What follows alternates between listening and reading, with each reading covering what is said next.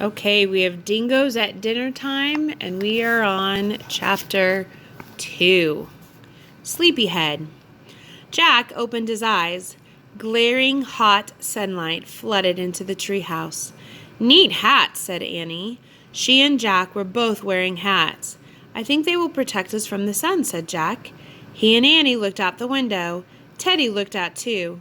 The treehouse had landed in a scrubby forest filled with droopy plants and dry brown trees.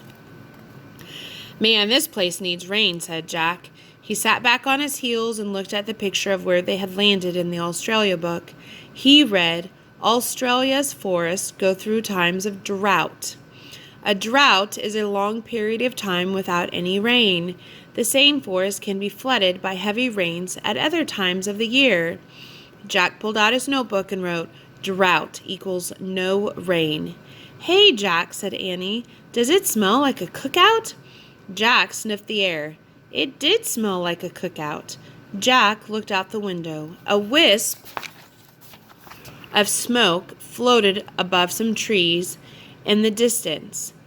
Maybe people are camping over there, said Jack. Let's go see, said Annie. Jack put his notebook and the Australia book into his backpack.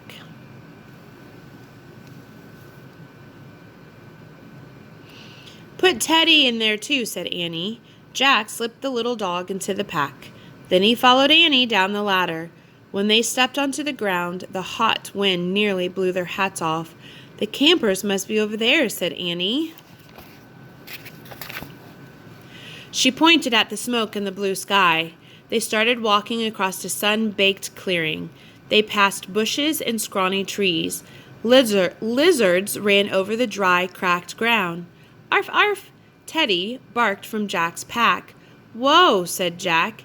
A pair of huge, funny-looking birds walked out from behind a bush. They were taller than Jack. They had fat bodies, long, skinny legs, and long, skinny necks. Who are you? Annie asked the strange pair. Jack opened his pack and took out the Australia book. He found a picture of the birds. They're emus, he said. He read aloud. The emu is a large bird that doesn't fly. It can run as fast as 30 miles per hour. Wow, that's fast, said Annie. Arf! Teddy jumped out of Jack's backpack and barked at the strange birds. The emus gave the little dog a haughty look. Then they turned and walked proudly away. Haughty is kind of like snotty. They were acting stuck up. Jack wrote in his notebook, Emus, proud birds, don't fly. Look, a live teddy bear, said Annie. Jack looked up. Annie ran to a tree at the edge of the clearing. The live teddy bear was nestled in the fork of the tree. Aw, it's so cute, whispered Annie. The creature was fast asleep. He had large round ears, a black nose, and a furry body. His feet had long, curved claws. It's a koala bear, said Jack. Hi, sleepyheads, Annie said to the koala. She patted his soft fur. He opened his big eyes and looked calmly at her. Jack found a koala picture in the Australia book. He read, The koala is actually not a bear at all. It's a marsupial, like a kangaroo. A marsupial mother carries her babies in a stomach pouch. That's neat, said Annie. Jack kept reading. Koalas mostly eat the leaves of gum trees, so cutting down gum trees to clear land has hurt them.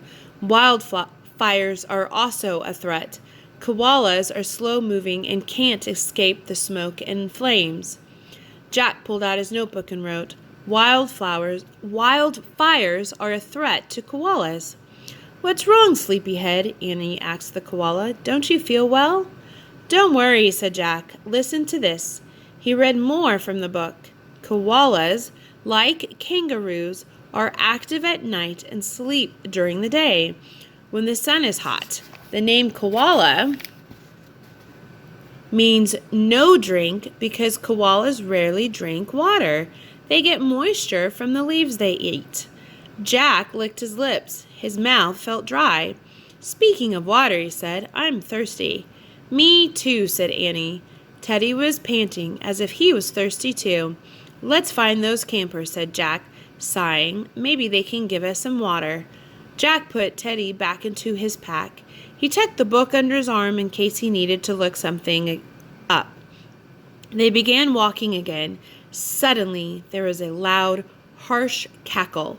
Yikes, said Annie. What was that? Said Jack. Okay, what do you think that noise was? Write it down or tell a family member, and we'll see you at the next chapter.